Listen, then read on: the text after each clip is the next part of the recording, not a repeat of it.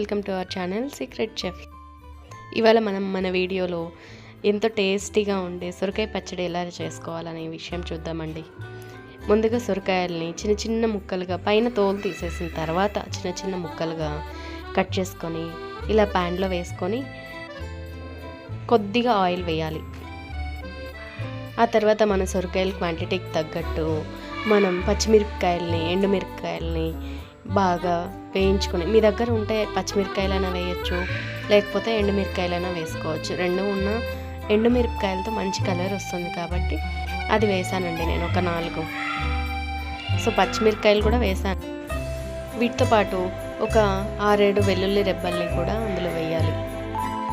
ఇవన్నీ ఇలా వేయించుకునేటప్పుడే కొద్దిగా పసుపు కూడా వేసేసి మంచిగా బ్రౌన్ కలర్ వచ్చే వరకు కొద్దిగా తెలుస్తుంది కదండి మనకి స్మెల్లో కానీ ఇలాగా మనం చూస్తే కానీ వేగినాయా లేదా అనేసి తెలుస్తుంది. వాటర్ అంతా హీట్ చేస్తుంది అన్నమాట.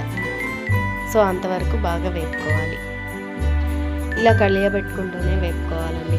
ఎందుకంటే వాటర్ కంటెంట్ అయిపోయే కొద్దీ మనకి పెనంలో అనేది మాడిపోయేలాగా కింద కాయలంతా నల్లగా మారిపోతాయి.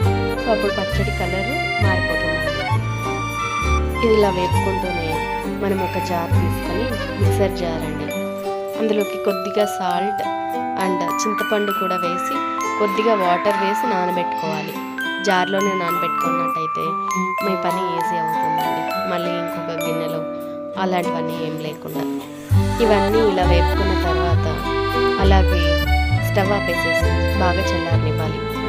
ఫ్యాన్ కింద పెట్టి చల్లారేలోపు ఒక ప్యాన్ తీసుకొని ఆయిల్ వేసి వేడెక్కాక ఆవాలు, జీలకర్ర, కరివేపాకు వేసి బాగా వేయించుకోవాలండి.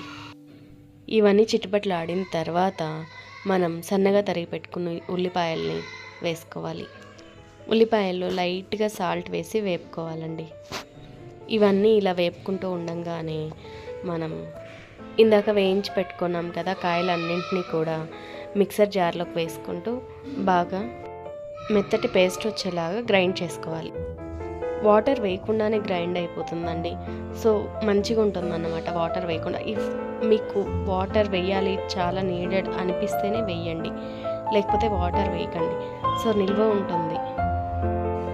ఇవి ఇలా వేగుతూ ఉన్నాయి కదా, మంచి ట్రాన్స్లూసెంట్ కలర్కి వచ్చిన తర్వాత ఉల్లిపాయలు మనం చేసుకున్నటువంటి పేస్ట్ అంతటిని కూడా అందులో వేసుకోవాలండి.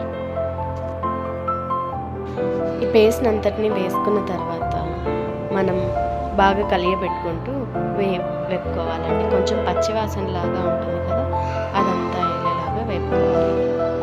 సో ఒక 2 మినిట్స్ కనుక మనం ఫ్రై చేసుకున్నట్టయితే మంచిగా అవుతుంది. సో అంతేనండి. మీకు సాల్ట్ కానీ కారం కానీ తక్కువ అన్నట్టయితే ఇప్పుడు వేసుకోవచ్చండి, ఏం పర్లేదు. చూసారు కదండి ఎంత సింపుల్గా సొరకాయ పచ్చడి అయిపోయింది. సొరకాయ అనేది వెయిట్ లాస్ కూడా మంచిగా యూజ్ అవుతుందండి. అండ్ మీకు ఈ వీడియో నచ్చినట్టయితే please like, share and subscribe my channel.